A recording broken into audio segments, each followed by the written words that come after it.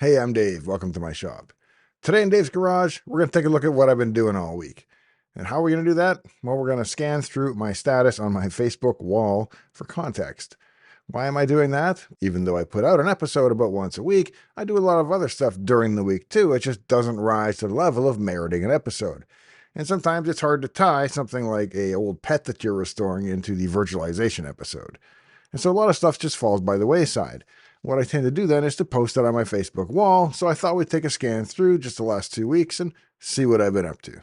So this is my Facebook homepage. Up here is the dashboard for my 1969 Pontiac. And by the way, when I'm looking at the content, I'll be looking down here, and when I'm talking to you, I'll try to look up at the camera, but I can't do both at the same time because the camera's not behind the screen. So, all right. A couple days ago, I took this shot of my shop. Can we do this? I'm in the way though. Here we go. So everything is LED lit. It's all controlled by a Storinator. Well, let me explain that better. The code that runs all the LEDs runs as a C# app inside of a container on an Ubuntu machine, which is virtualized by Proxmox and runs on my Storinator in the closet. So it's a long stack of turtles down, but at the end of the day, it's a Docker container that runs and controls all the LEDs. On the TV, you can see the various neon effects that I've got for the Dave's Garage logo. And if you're wondering why there are things like hoses and wires and that hanging from the ceiling, it's because it actually is a working shop.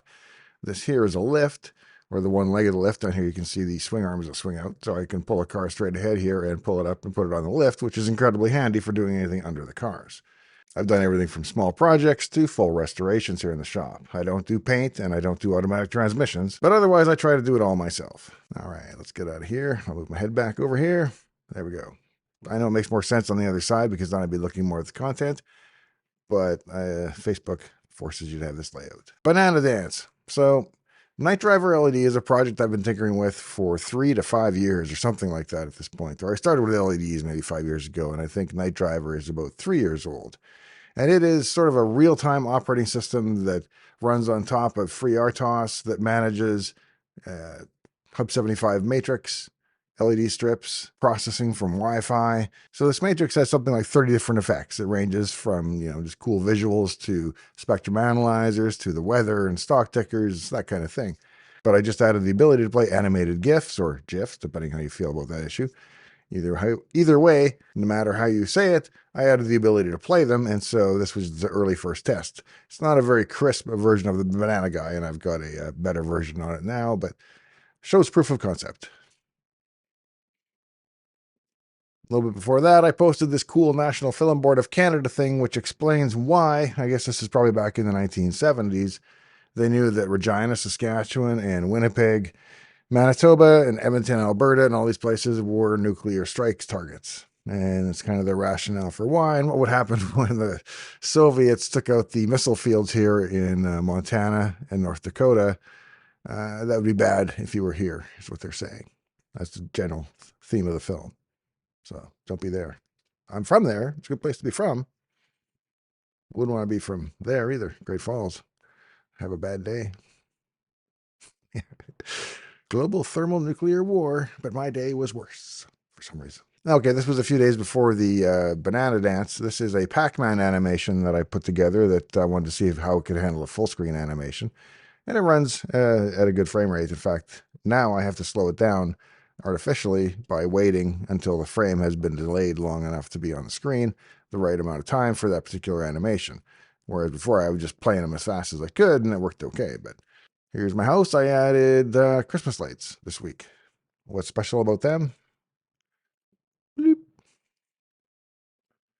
Well, not a lot, but they are C9 LED bulbs. So I was born in 68, which makes me kindergarten age around 1973, just before the oil embargo really put people's attention on energy sensitivities. And they all took their Christmas lights down because they couldn't afford to run the electricity. But before that, it seemed like everybody had Christmas lights, and they generally all had General Electric C9 bulbs, which were a fairly large glass bulb. I'm using them now, but I'm using an LED version of it because I like the look. I imagine that standard white lights would be appropriate for this house, but not me. No, it's got to be RGB. Link to my Raymond Chen interview. Let's see what happens. Can I turn on audio here? Yes. So if I click on this. What was the USB card of death and how many people died? I'm in Dave's garage. Whoa.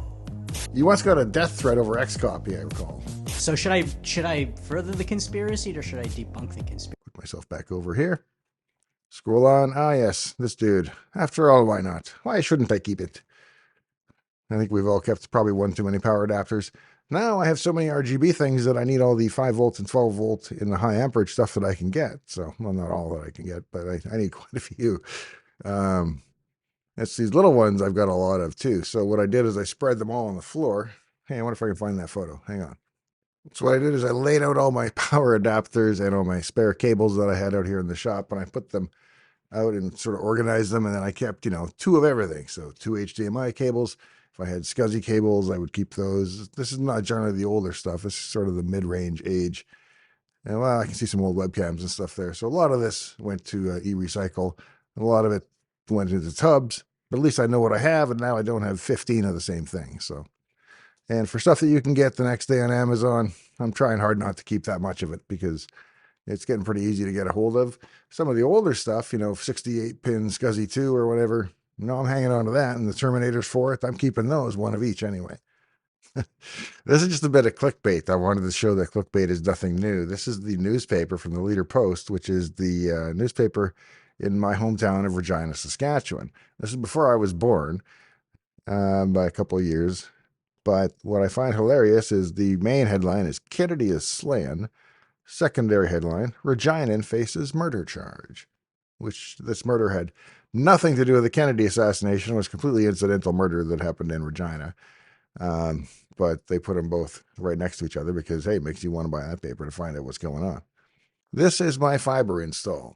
See, I only had access to cable for internet, and unfortunately, the fastest upload they provide is 40 megabit. Scary dog. Anyway, the fastest they provide is 40 megabits. And when you're uploading large 4K video several times a week, sometimes it's really painful and slow. So I wanted to get faster internet. So myself and several of the other neighbors went together, and we paid the local fiber provider to bring the fiber the last mile or so, actually about a half mile, to our house because we were just outside their coverage zone. So we split that cost amongst us, and they came and they were getting ready to install the 5 gigabit asymmetric fiber. So I got 5 gig up, 5 gig down. And it does work, and it's great, and it's fast. But this is what they left me with initially. So the gray box in here, I forgot these are called an NT1 or something, but that's where the phone demarc comes in. It's where the copper comes in from the house, and this is what they eventually cut me off of the copper. Everything worked, I should add, when they just had the internet and copper phone lines. This all went bad when they tried to convert me to voice over IP, because they have this policy, apparently. I think it's a technical limitation as far as I can tell, because it all did work for several days until they came and cut me over to voice over IP, and then nothing worked. Basically, this box is the fiber box. So the fiber comes in here, and it has 10 gigabit out. That goes to this big white router Wi-Fi box here, which has a 10 gigabit in and out and 1 gigabit ports. So that allows me to then pass the 10 gigabit to my UDM Pro off in the server closet and split off this 1 gigabit, which runs up to this box, which is, I guess, an ATA box, which is your voice over IP. It's the one that gives your phone lines, which these are little black connectors here. Your dial tone comes out there. It ties back into this box here to give the rest of the phones in the house a signal, a dial tone. And it connects over the internet to get that signal. This is also an ATA, this small black box, and this is now the one that's in there working. So I have removed this, and I've removed this, and I put in its place a simple MikroTik 10 gigabit switch. So that gives me the 1 gigabit pull-off that I need in here, and it continues on the 10 gigabits to the fiber modem and then back to the server rack. What I'm curious about is this, they've added a power bar here. You can see the power bar is just sitting in the bottom of this low voltage cabinet. Is it cool? I mean, they're all low voltage transformers that are plugged into it. There's no exposed 120 volt wiring or anything. But is it okay to have that inside of a low voltage equipment cupboard like this? That I don't even know. I mean, I didn't do it. The cable guys did it. Or not the cable guys, the fiber guys did it. Windows, Pinball Wizard. So I worked on Pinball, and I worked on the 32-bit version that we shipped in, I think it was NT4, was one of the very first examples of it. Raymond, after I left, did the 64-bit port. So we kind of compare notes, and he goes through why it was eventually removed from the 64-bit product and what happened and what the collision detection bug was. And how floating point math works, and all the things that kind of lead up to it. So this is, if you don't have time to watch the full interview, this is a good one to watch because it's kind of interesting. This was just a cool shot of the Starship launch that I thought was actually pretty cool. So posted that. Oh yeah, and time zone wars. This was about how, what was the example? Well, Taiwan, for example. If you're drawing the time zone map, how do you color Taiwan? Do you color it the same as mainland China or not? Well, you're going to make somebody unhappy, and there's a number of instances around the world like that. And this is some of the fallout that they had in Windows 95 when they tried it. Oh yeah, a week or so ago, I got invited to Microsoft Ignite, and at the time, they also arranged for me to do a little interview with Mark Russinovich. Mark is the guy that was originally with sysinternals, and he did File Monitor, Regmon, Process Explorer, all of those things that you're probably familiar with if you're a developer. And so I had never met him. We didn't overlap at Microsoft because I left just a couple years before he started there when they got acquired. Is it Bryce or Bruce, his business partner? I'm not sure. Bryce Cogswell? I shouldn't even guess. Let me Google this. Sysinternals. Bryce Cogswell. Isn't that what I said? Feels like what I said. I'm sure that's what I said. Anyway, that's when Mark first came to Microsoft, and that was 3 years or so after I left. So we never actually were there at the same time, and I'd never met him until last week. Seemed like a really nice guy. I had a cool little chat with him, and discovered he's really, really tall because I'm 6'2", and he makes me look kind of short. Oh, here's my dogs. Let's see. Lab. Miniature Australian. And Shepherd, I should say. Or is it Miniature American Shepherd? No, it's Miniature Australian, I'm sure. They're not really Australian. They're all descended from border collies from England anyway, but they are specializations for chasing goats. Anyway, very smart dog. This dog, she's a lab. If you know labs, she's a lab. And she tolerates this very busy dog. And as you can see, they sometimes chill out. Oh, here we go. I took a motor that I had, a 502 cubic inch, which is something like 8.1 or 8.4 liters, in that range, V8. And I decided that I was going to apply twin turbos to it to see how much horsepower I could make or blow it up trying.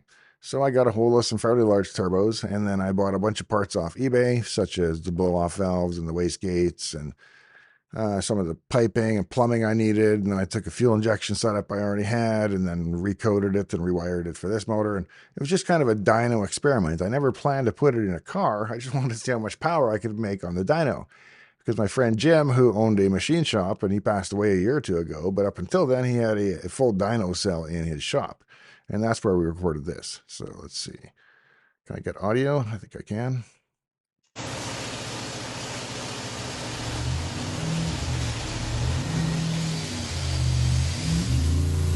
These are the turbos. Here's the wastegate. Why is there no blow-off valve, eh? Oh, it must be in the intercooler.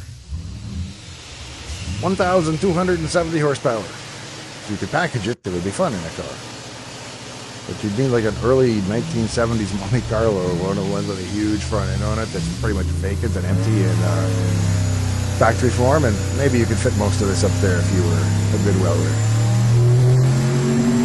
Otherwise, a twin turbo big block anything is kind of a plumbing challenge. Oh yeah, somebody posted like what they wanted to see what was behind the secret door.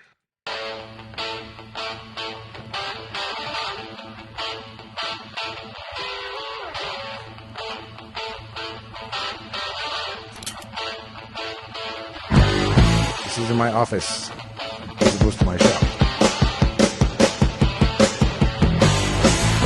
The Oval Office. It has an emergency escape staircase.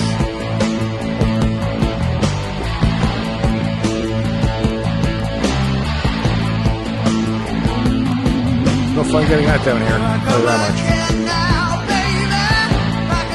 What was even worse was in the wine cellar here, the Tempest and the Black Knight 2000. They had to come down through the ceiling by pulling out the floor panels. And they lowered it down on straps. It was kind of terrifying to watch. In fact, I left because I didn't want to watch or be involved with the process in case it went bad. But it went well. So now I have a Tempest and a Black Knight in my wine cellar instead of wine. Nothing against wine, I just don't need 2,000 bottles. Let's see, I did a virtualization episode, which I thought was really cool, and it's doing okay. If you haven't, check it out. It's all about Proxmox and how to use it to install things like Windows and Linux at the same time on the same hardware and have a layer below it that arbitrates which CPU goes to which operating system for how long and so on and so forth. And finally, I think we'll wrap this up with this was about November 11th, I guess, or coming up to it. This is my grandfather on my mom's side, and he was in World War II, landed in Normandy. He had a Sherman tank, actually had several Sherman tanks because he lost a couple along the way. And here's a photo of him and I believe brothers-in-laws and cousins getting all ready to head off. And here's some kid, wait for me, daddy. That's where that photo's from. I don't think my grandfather's in this photo, but it's his regiment. I mean, he could be. It's a long lineup. I can't really be certain. I could say that he is, and I could say prove me wrong, but that wouldn't be fair. So if you found this little diversion bearable, please leave a like. Maybe subscribe to the channel. You probably are already if you're watching this kind of thing. Either way, I appreciate your time, and in the meantime and in between time, I hope to see you next time, right here in Dave's Garage.